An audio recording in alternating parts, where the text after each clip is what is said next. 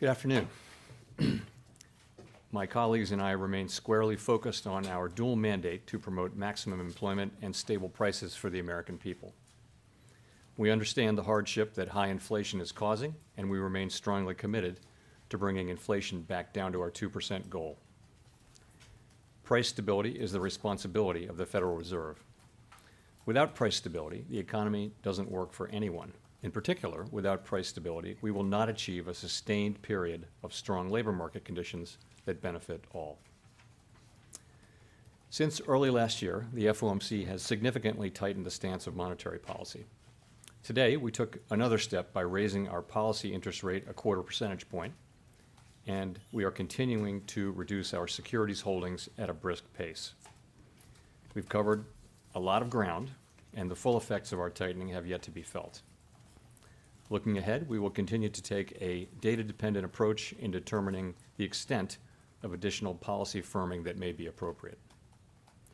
I'll have more to say about monetary policy after briefly reviewing economic developments.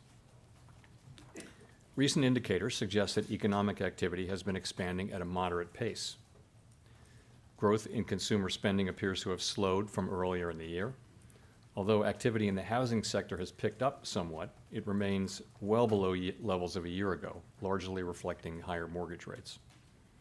And higher interest rates and slower output growth also appear to be weighing on business fixed investment. The labor market remains very tight. Over the past 3 months, job gains averaged 244,000 jobs per month, a pace below that seen earlier in the year, but still a strong pace. The unemployment rate remains low at 3.6%. There are some continuing signs that supply and demand in the labor market are coming into better balance.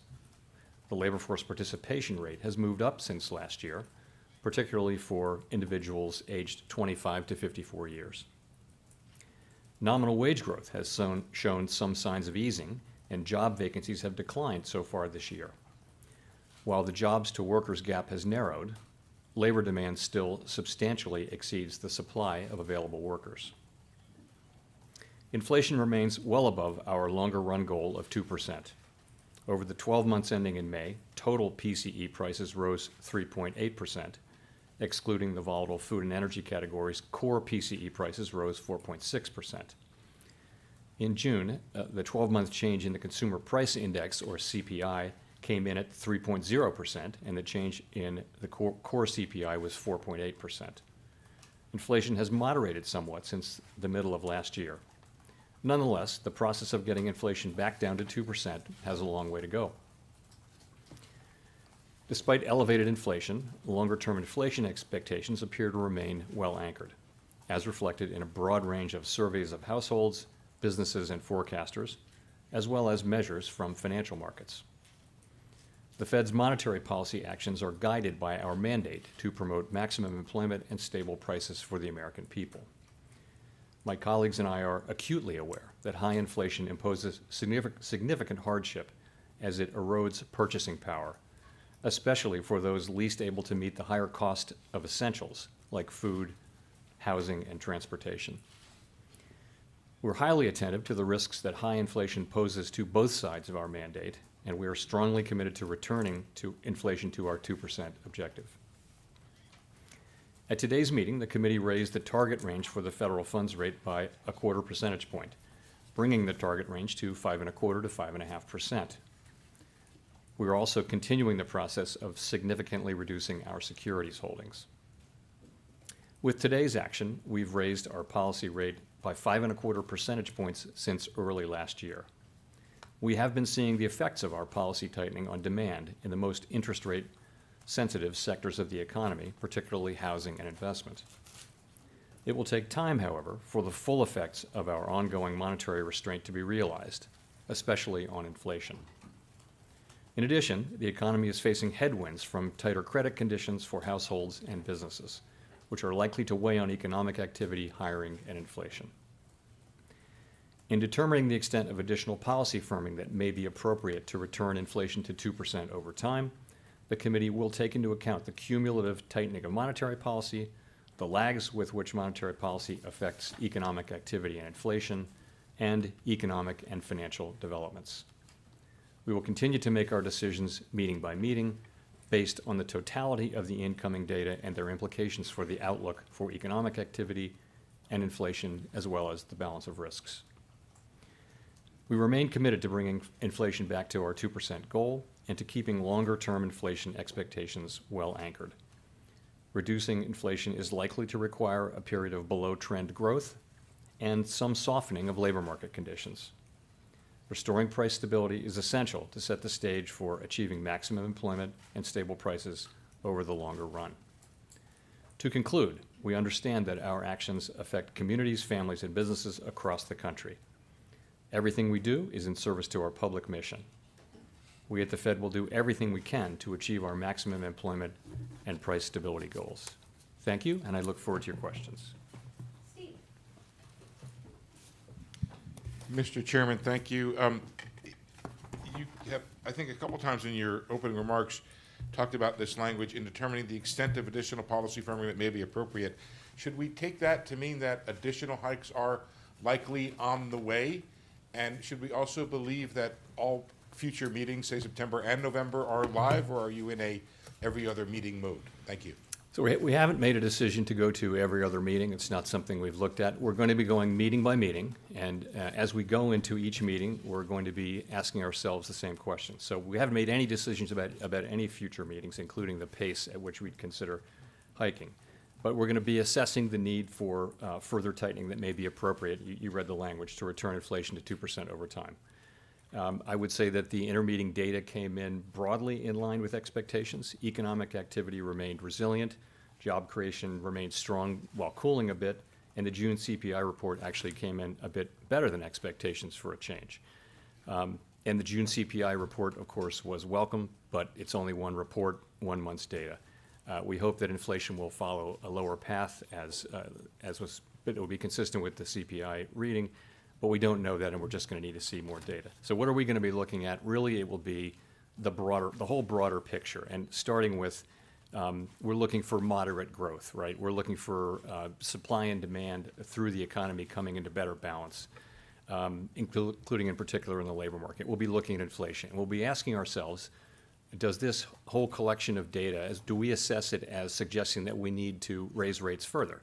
And if we make that conclusion, then we will go ahead and raise rates. So that's how we're thinking about the next meeting, and how we're thinking about meetings going forward potentially. But we're now mainly thinking about the next meeting. I will also say, since we're talking about it, between now and the September meeting, we get 2 more job reports, 2 more CPI reports. I think we have an ECI report coming later this week, which is Employment Compensation Index, and lots of data on economic activity. All of that information is going to inform our decision as we go into that meeting. I would say it is certainly possible that we would raise funds again at the September meeting if the data warranted, and I would also say it's possible that we would choose to hold steady at that meeting. We're going to be making careful assessments, as I said, meeting by meeting. And I'll close by saying we've raised the federal funds rate now by 525 basis points since March 2022. Monetary policy, we believe, is restrictive and is putting downward pressure on economic activity and inflation. If I could just briefly follow up on something you said there. You said the data in the intermeeting period, it broadly came in line with expectations. Does that mean there's unlikely to have been a change in the overwhelming outlook of the committee that 2 more hikes are necessary? I'm just going to go back to what I said. That's the question. We have 8 weeks now until the September meeting, and all that data that I recited, we're going to be looking at all of that and making that assessment then. And it really, we did have the one good reading, and of course we welcome that, but it's just one reading, as everybody knows. And we've seen this before in the data. Many forecasts call for rates for inflation to remain low, but we just don't know that until we see the data. So we'll be focusing on that. Thank you. Thanks for taking our questions, Chair Powell. Obviously, you upgraded the language around growth in the statement today. We've seen the Barbie movie numbers. We've seen everyone going to Taylor Swift concerts this summer. It seems like the American consumer is in pretty good shape. And it does seem like growth is sort of picking back up a little bit, or at least doing well. And I wonder, from your perspective, if that continues, if we see growth not just stabilizing, but doing performing well this summer. Is that a problem because it's inflationary, or is it good news because it suggests that a soft landing is more likely? Just how are you thinking about that sort of trajectory? Yeah, so I would say it this way. The overall resilience of the economy, the fact that we've been able to achieve disinflation so far without any meaningful negative impact on the labor market, the strength of the economy, overall, that's a good thing. It's good to see that, of course. It's also, you see consumer confidence coming up and things like that. That will support activity going forward. But you're right, though. At the margin, stronger growth could lead over time to higher inflation, and that would require an appropriate response from monetary policy. So we'll be watching that carefully and seeing how it evolves over time. Thanks, Chair Powell. Neil Irwin from Axios. So as you referenced earlier, in the intermeeting period, soft CPI, jobs reports, still strong but moderating, JOLTS looks good. So if you're data dependent, why not pause again? Why not stay on hold? Why not take another meeting off when the data was at least cutting in the direction you want to see? So if you go back to what we're trying to do here, we're trying to achieve a stance of policy that's sufficiently restrictive to bring inflation down to 2%. At the last meeting, we wrote down our individual estimates of what that would take, and the median of that was an additional 2 rate hikes. So I would say we looked at the intermeeting data, and as I mentioned, broadly consistent, not perfectly consistent, but broadly consistent with expectations, and as a result, we went ahead and took another step. And that's, a labor market that continues to be strong, but gradually slowing. I mentioned that the inflation report was actually a little better than expected, but, we're going to be careful about taking too much signal from a single reading. And, growth came in stronger than expected. So that's how we look at it, and so we did take that step today.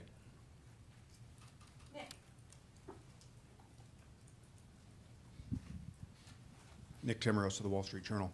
Chair Powell, markets widely believe the median FOMC participants' inflation forecast from June for the fourth quarter of this year will be too high, given autos and shelter, and that by September that may warrant a downward revision in the inflation forecast of 20 to 30 basis points. Would that type of inflation progress be enough to hold rates steady from here, or do you need to see below-trend growth and decelerating labor income growth to be convinced that you've done enough? So it's hard to pick the pieces apart and say, how much of this and how much of that. We'll be looking at everything. And, we'll be looking to see whether the signal from June CPI is replicated or the opposite of replicated, or whether it's somewhere in the middle. We'll be looking at the growth data. We'll be looking at the labor market data very closely, of course, and making an overall judgment about that. It's the totality of the data, I think, but with a particular focus on making progress on inflation. If I could follow up, last month you said there were benefits to moderating the pace of increases because it would give you more information to make decisions. Would another CPI report like the one we just had in June allow you to at least maintain that slower pace and defer until the fall any decision on whether you need that second rate hike?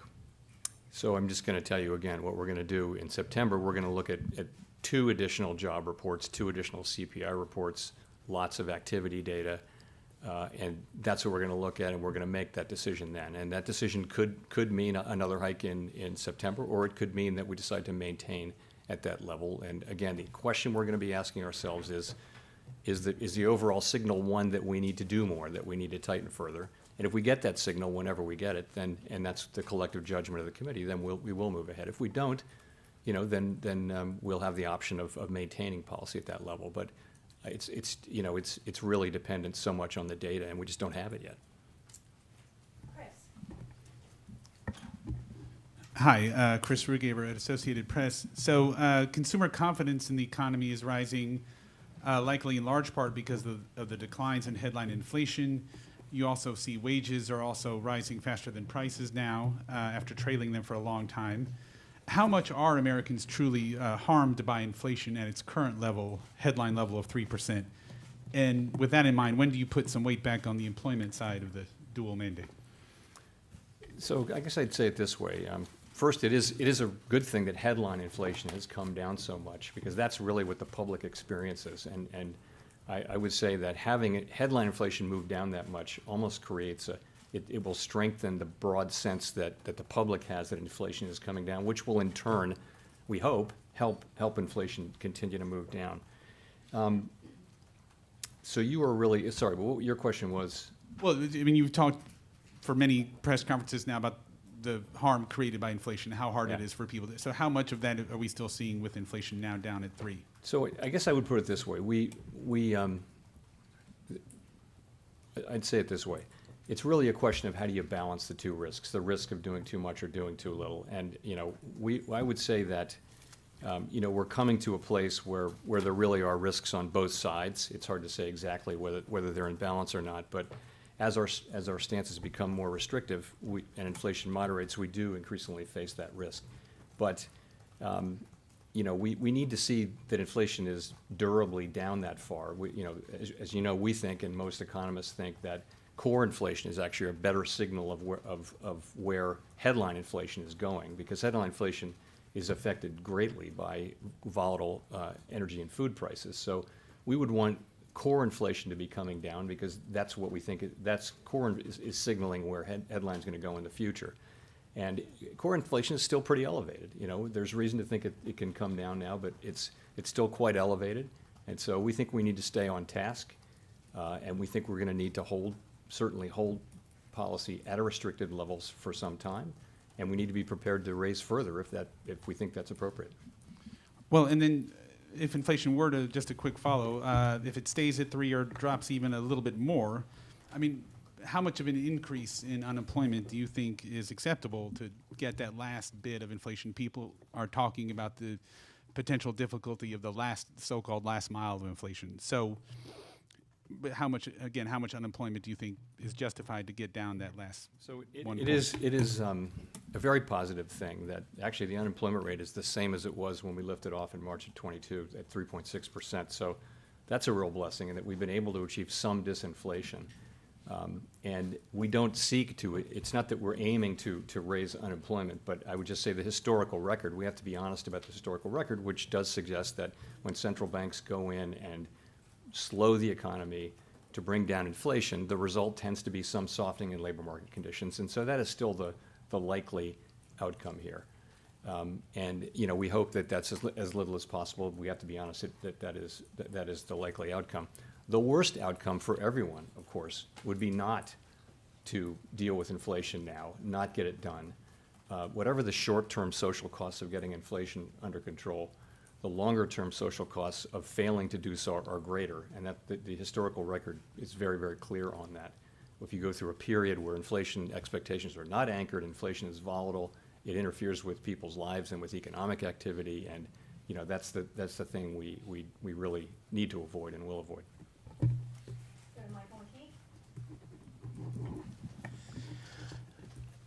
At this point, you say the policy is restrictive, but all year long we have seen growth surprise to the upside, unemployment to the downside, and inflation lately to the downside. So I'm wondering, by definition, should you be restrictive enough right now under these conditions? Do you think you might need to do more? Because I'm curious about what you see as inflation dynamics now. Is the economy still moving in a direction where it creates more inflation? People talk about base effects and higher energy costs, and now we have some large labor settlements. Or is the economy disinflating, and you're able to go back to the old Fed policy of opportunistic disinflation? So I'll just say, again, the broader picture of what we want to see is we want to see easing of supply constraints and normalization of pandemic-related distortions to demand and supply. We want to see economic growth running at moderate or modest levels to help ease inflationary pressures. We want to see continued restoration of supply and demand balance, particularly in the labor market, and all of that should lead to declining inflationary pressures. Now, what we see is those pieces of the puzzle coming together, and we're seeing evidence of those things now. But I would say that what our eyes are telling us is that policy has not been restrictive enough for long enough to have its full desired effects. So we intend, again, to keep policy restrictive until we're confident that inflation is coming down sustainably toward our 2% target, and we're prepared to further tighten if that is appropriate. And we think the process, still probably has a long way to go. Well, do you think under current conditions you are restrictive enough unless something changes? Well, I think we think, today's rate hike was appropriate, and I think we're going to be looking at the incoming data to inform our decision at the next meeting about is the incoming data telling us that we need to do more, and if it does tell us that, collectively, if that's our view, then we will do more. Thank you. Colby Smith with the Financial Times. If September is in fact a live meeting, how does that square with the need for a more gradual tightening pace that you spoke of last month in explaining the rationale for holding the funds rate steady at the June meeting? So a more gradual pace doesn't go immediately to every other meeting. It could be 2 out of 3 meetings, right? It just means if you're slowing down. The point really was to slow down the decision cycle as we get closer and closer to, we think, our destination. And I wouldn't want to go automatically to every other meeting because I just don't think I think it's not an environment where we want to provide a lot of forward guidance. There's a lot of uncertainty out there. We just want to keep moving at what we think is the right pace. And I do think it makes all the sense in the world to slow down as we now make these finally judged decisions. And so that's what we did. And so I think it's possible, I mentioned before, it's possible that we would move at consecutive meetings. We're not taking that off the table, or we might not. It's really going to depend on what the data tell us. That's the best we can do. So we shouldn't assume that every other meeting is the lowest tightening frequency, let's say. It could be, longer intervals in between as well. I think we're going to make a decision about the next meeting, and then we're going to make a decision about the one after that, and I think it'll sort itself out. Thanks. Howard Schneider with Reuters. Among your colleagues, there have been people who've said they feel that very little transmission has taken place so far from monetary policy into the economy, and there are those who feel, they say, it's happened very fast this time and it's kind of up to date. Where are you on that continuum? So there's a long-running debate about the lags between changes in financial conditions and the response to those changes from economic activity and inflation, right? So we know that in the modern era, financial conditions move in anticipation of our decisions, and that has clearly been the case in this cycle. So in a sense, the clock starts earlier than it used to, but that doesn't necessarily change the process from that point on, and it's not clear that it has.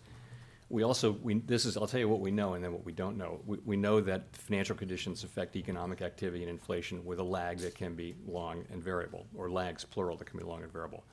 A lot of uncertainty around the length of the lags, and by the way, that's just one component of the broader uncertainty that we face. So I'll tell you how I think about this. The first thing to say is we're determined to bring inflation down to 2% over time, and we will use our tools to do that. No one should doubt that. I would look at it this way, though. The real federal funds rate is now in meaningfully positive territory. If you take the nominal federal funds rate, subtract a mainstream estimate of near-term inflation expectations, you get a real federal funds rate that is well above most estimates of the longer-term neutral rate. So I would say monetary policy is restrictive, more so after today's decision, meaning that it is putting downward pressure on economic activity and inflation. We'll keep monetary policy restrictive until we think it's not appropriate to do so. So that's how I think about it. I mean, if I sum it up, I would say we've come a long way. We are resolutely committed to returning inflation to our 2% goal over time. Inflation repeatedly has proved stronger than we and other forecasters have expected. And at some point that may change. We have to be ready to follow the data. And given how far we've come, we can afford to be a little patient as well as resolute as we let this unfold. On the credit side, I'm wondering if you saw anything in the latest SLOOS data that made you think you're getting a quantum of credit contraction beyond what you'd expect. The bank lending data really is, the growth rates edging down towards and heading below zero, which is usually a recession indicator. So I guess the SLOOS will come out early next week, and I would just say it's broadly consistent with what you would expect. You've got lending conditions tight and getting a little tighter. You've got weak demand, and it gives a picture of pretty tight credit conditions in the economy. I think it's really hard to tease out how much of that is from this source or that source. But I think what matters is the overall picture is of tight and tightening lending conditions. And that's what this sluice will say. Hi, Chair Powell, Rachel Siegel from the Washington Post. Thanks for taking our questions. Could you break down the reasons why inflation has fallen and what share of that credit you would give to factors that don't stem directly from rate hikes or that might be within your control at all, like easing supply chains and a drop in energy prices over the past year? Yeah. So, interesting question. So let me start by saying that the inflation surge that we saw in the pandemic resulted from a collision of elevated demand and constrained supply, both of which followed from the unprecedented features of the pandemic and the response from fiscal and monetary policy. And we've always expected that the disinflationary process would stem from both from the normalization of those broad pandemic-related supply and demand conditions and from restrictive monetary policy, which would help return the balance between supply and demand by restraining demand. And we think that's broadly what we're seeing. So to go break it down a little further, of course, headline inflation has come down sharply from elevated levels as energy and food prices have come down, mostly due to reversal of the effects from the war in Ukraine. And that's a good thing, and the public experiences that, as I mentioned earlier.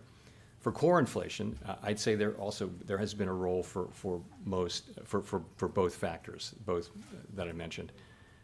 Clearly, for goods, normalization of supply conditions is playing an important role, as is the beginning of the reversal of spending back into services and away from goods. Take autos as an example. The combination of an increase in sales and inventories, while vehicle inflation has decelerated, points to a substantial role for supply. But there's also a role for demand, as the loans and things like that are more expensive. So they're both working there. Housing services inflation now starts to move down. Clearly, higher rates have slowed the housing market. I would say monetary policy is working about as we expect, and we think it'll play an important role going forward, in particular in non-housing services, where really we think that's where the labor market will come in as a very, very important factor. So we think both of those sources of disinflation are playing an important role. I see. And just to follow up, do you think that of those two sources, that core will rely more heavily on seeing an impact from rate hikes, or is there a more even split there too? I think monetary policy is going to be important going forward, because we're sort of reaping now the benefits of the reversal of some of the very specific pandemic things. We're seeing that with goods in particular, with supply chains and shortages moving, and we're seeing. So I think going forward, monetary policy will be important, particularly in the sector, in the non-housing services sector. Thank you, Chair Powell. First, let me compliment your tie, the choice of tie. So thanks for taking our question. So the Beige Book, it said, input cost pressures remain elevated for services firms, but eased notably for manufacturing sector. Is that an indication that there's a wage inflation pressure?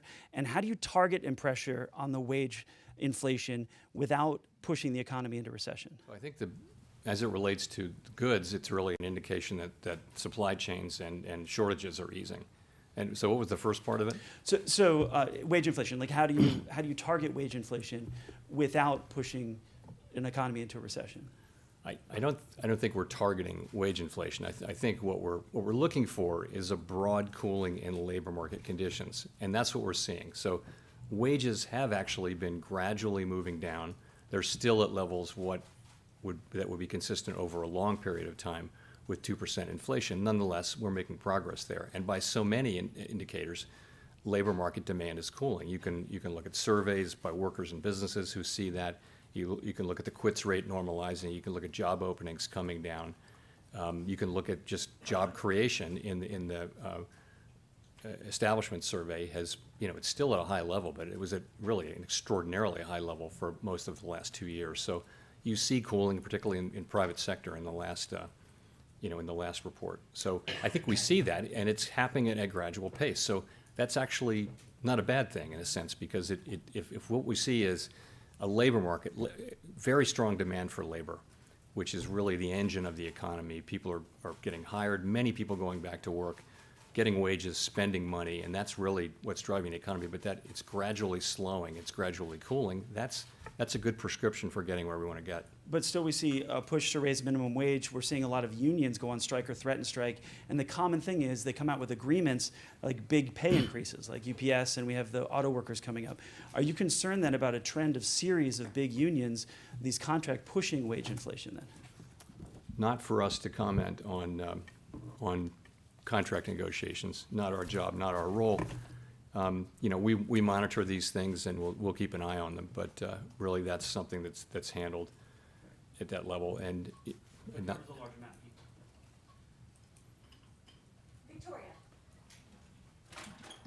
Hi, Victoria Guido with Politico.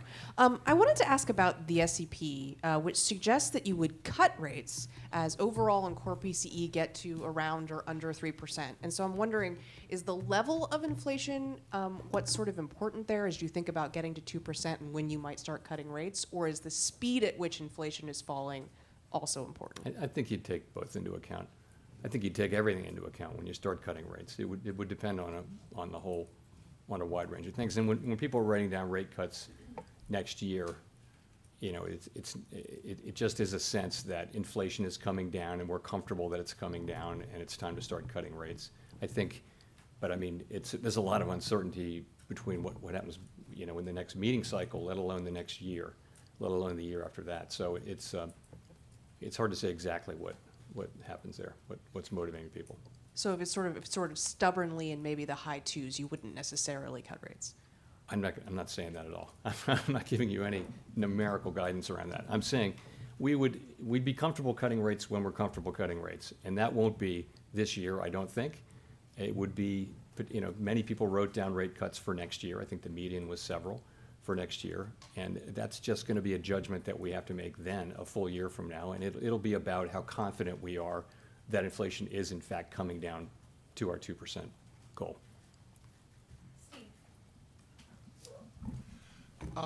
A good part of Wall Street has become more confident that the Fed is going to be able to engineer a soft landing, and they've reduced their forecast for recession. And I'm wondering if the staff has changed its view on the likelihood of recession being likely, and if you personally have changed your view in terms of becoming more confident that you can achieve a soft landing. So it has been my view consistently that we do have a shot, and my base case is that we will be able to achieve inflation moving back down to our target without the kind of really significant downturn that results in high levels of job losses that we've seen in some past instances, many past instances of tightening that look like ours. That's been my view. That's still my view. And I think, you know, that's sort of consistent with what I see today. So, but it's a long way from assured, and you know, we have a lot left to go to see that happen. So the staff now has a noticeable slowdown in growth starting later this year in the forecast. But given the resilience of the economy recently, they are no longer forecasting a recession. I just want to note that that our staff produces its own forecast, which is independent of the forecast that we, as FOMC participants, produce. Having an independent staff forecast, as well as the individual participant forecast, is really a strength of our process. There's just a lot of, I think, constructive diversity of opinion that helps us make. Informs our deliberations, helps us make, I hope, better decisions. And is the reason for optimism that inflation has come down and you still have a strong labor market? I mean, does that add to the optimism? I wouldn't use the term optimism about this yet. I would say, though, that there's a pathway. And yes, that's a good way to think about it. We've seen so far the beginnings of disinflation without any real costs in the labor market, and that's a really good thing. I would just also say the historical record suggests that there's very likely to be some softening in labor market conditions, and consistent with having a soft landing, you would have some softening in labor market conditions, and that's still likely as we go forward with this process. But it's a good thing to date that we haven't really seen that. We've seen softening through not through unemployment, not through higher unemployment. We've seen softening through job openings coming down part of the way back to more normal levels. The quits rate, so people are not quitting as much. We've seen participation, people coming in, and so labor supply has improved, which has lowered the temperature in the labor market, which was quite overheated, going back a year or so. So we're seeing that kind of cooling, and that's very healthy, and we hope it continues. Thank you, Mr. Chairman. Jeff Cox from CNBC.com. You and other Fed officials in the past have suggested that you don't need to keep hiking until inflation hits 2%, that as long as you see continued progress. So I'm wondering, how close do you need to get with the inflation numbers coming down? How many months of data do you need to see that will give you sufficient confidence? And how far does this fight need to go before you're willing to kind of declare victory on it? So the idea that we would keep hiking until inflation gets to 2%, it would be a prescription of going way past the target. That's clearly not the appropriate way to think about it. So. In effect, if you look at our forecasts, the median participant, and again, these are forecasting out years, so take them with a grain of salt, but people are cutting rates next year because the federal funds rate is at a restrictive level now. So if we see inflation coming down credibly, sustainably, then we don't need to be at a restrictive level anymore. We can move back to a neutral level, and then below a neutral level at a certain point. I think we of course would be very careful about that. We'd really want to be sure that inflation is coming down in a sustainable level. And it's hard to make, I'm not going to try to make a numerical assessment of when and where that would be, but that's the way I would think about it, is you'd stop raising long before you got to 2% inflation, and you'd start cutting before you got to 2% inflation too, because we don't see ourselves getting to 2% inflation until, all the way back to 2 until 2025 or so. So.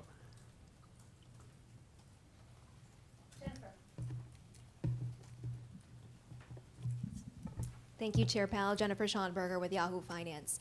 It's been over 4 months since a handful of regional banks, including Silicon Valley Bank, failed.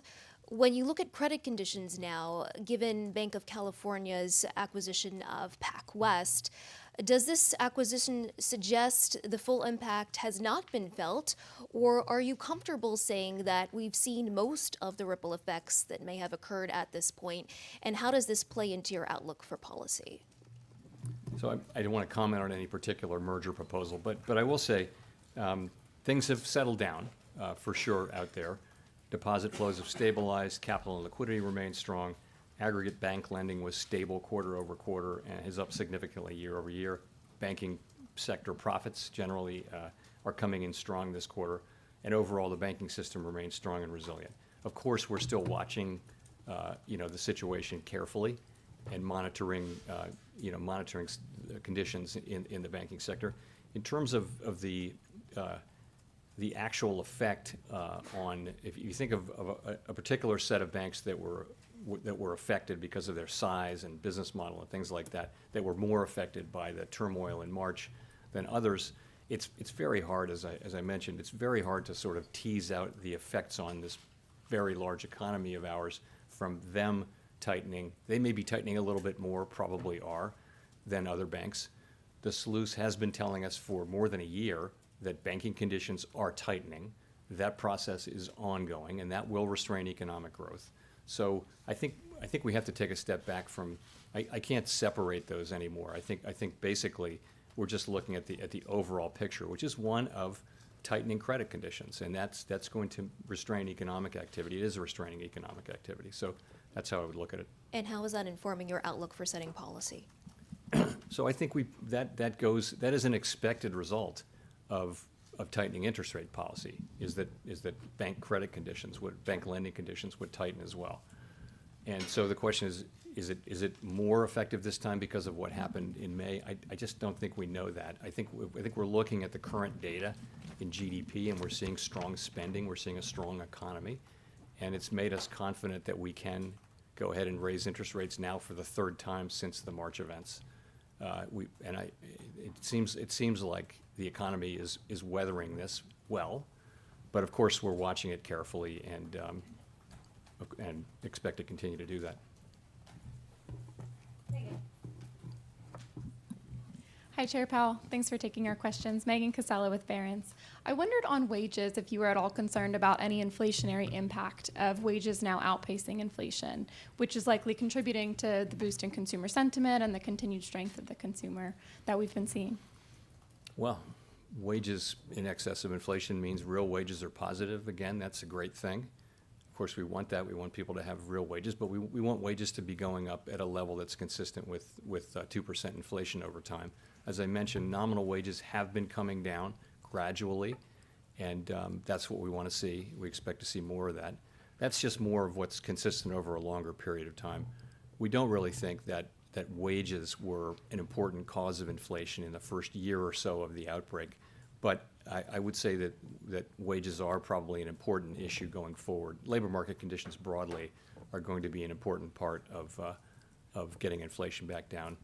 And that's why we think we need some further softening in labor market conditions.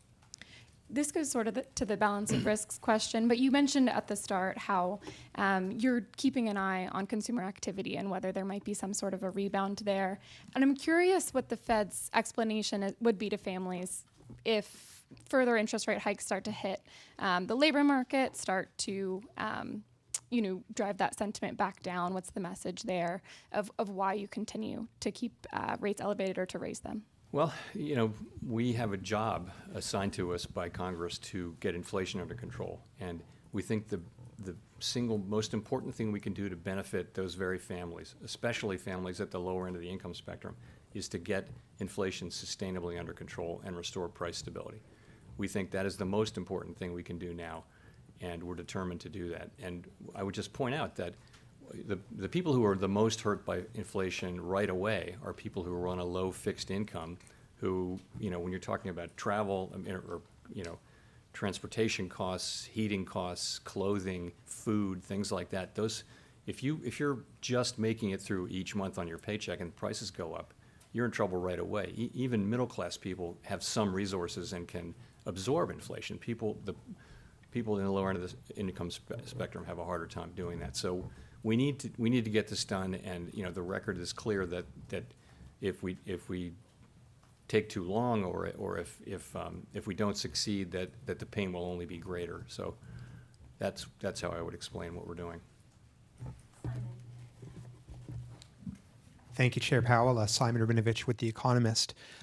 You had said last month that this meeting this week was going to be a live one. In the event the market had assigned a roughly 99% probability to the rate move that you announced today, the decision was, of course, unanimous, and the statement was basically unchanged from last month. So may I ask, to what extent was the meeting actually a live one? Was there ever any doubt over the past 2 days about what the decision was actually going to be? Well, I mean, was there doubt? Look, I would say there's a range of views on the committee, and when you see the minutes in 3 weeks, you'll see that. There's a range of views about what we should do at this meeting and what we should do at the next meeting, and it's a process that we go through. Many times when we go into a meeting, the decision is not, fundamentally in doubt. Nonetheless, we have the meeting, and some meetings are less uncertain than others, and I'll just leave it at that.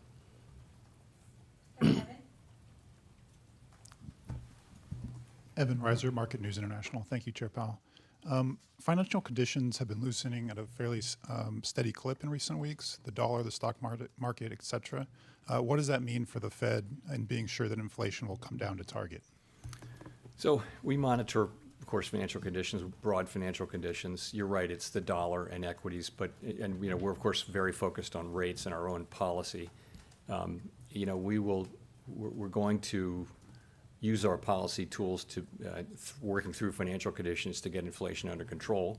The implication is, we will do what it takes to get inflation down, and in principle, that could mean that if financial conditions get looser, we have to do more. But what tends to happen, though, is financial conditions get in and out of alignment with what we're doing, and ultimately, over time, we get where we need to go. If I could also ask about the SEP from June that showed rate cuts. Do you expect the Fed to cut nominal rates next year while also continuing QT? So that could happen. The question is, is that consistent with, so if you think about both of them as normalization, imagine it's a world where things are okay and it's time to bring rates down from what are restrictive levels to more normal levels.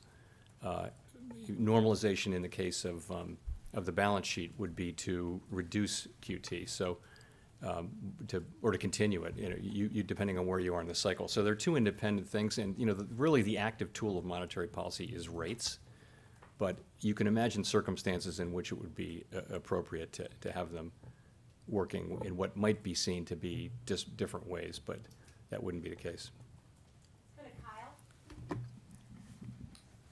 Thanks, Chair Powell. Kyle Campbell with American Banker. I have a question about the discount window. I'm wondering if since the bank failures of the spring, if you've seen signs that banks have taken more steps to be proactive in assuring that they're ready to use that facility if they need to. And if you have any sort of thoughts on whether policies might be appropriate for making sure that banks sort of test regularly to show that they are prepared to use it. Thanks. So that's a very important thing, yes, and yes to both sides of that. Yes, banks are now working to see that they are ready to use the discount window, and we are strongly encouraging them to do that, banks broadly. We did find, as you know, during the events of March, and that that it's a little clunkier. It can be a little clunkier and not as quick as it needs to be sometimes. So why not be in a situation where you're just much more ready in case you need to access the discount window?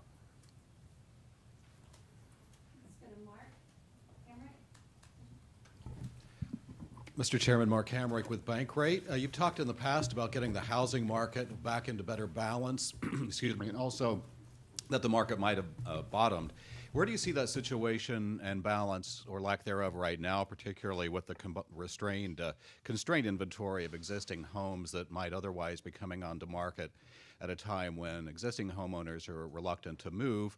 And of course, all of that happening with the 30-year fixed-rate mortgage still around 7% on the heels of Fed tightening, and with what you're talking about, tightening industry lending standards. Are we getting closer to balance or farther away? What's your sense? I think we've got a ways to go to get back to balance, really for the reasons that you talked about. With existing homes, there are many people who have low-rate mortgages, and whereas they might want to sell in a normal situation, they're not going to because they have so much value in their mortgage, which means that supply of existing homes is really, really tight, which is keeping prices up. On the other hand, there's a lot of supply coming online now, and there are people coming in. A lot of the buyers are first-time buyers coming in at buying it, with these relatively elevated mortgage rates. But I think this will take some time to work through. Hopefully more supply comes online, and we work through it. We're still living through the the aftermath of the pandemic. We'll go to Nancy for the last question. Hi, Chair Powell. Nancy Marshall-Genzer with Marketplace. Russia has pulled out of an agreement allowing shipments of grain, safe passage through the Black Sea, and alternative routes at this point could be closed off. Just wondering, how could that contribute to higher food prices and inflation generally, and how closely are you watching that? We are watching it, of course, very closely. And you're right, the withdrawal from the Black Sea Grain Initiative does raise concerns about global food security, particularly for poorer countries that import a large share of their food. Grain prices did go up on this news, but they remain well below their peaks of last spring. And the moves that we've seen so far, I would say, are not expected to make a significant contribution to U.S. inflation. Of course, we will be watching that situation carefully. So you don't think it would have a big effect on Fed policy at this point? You wouldn't say so looking at what we know now. Thank you. Thanks very much.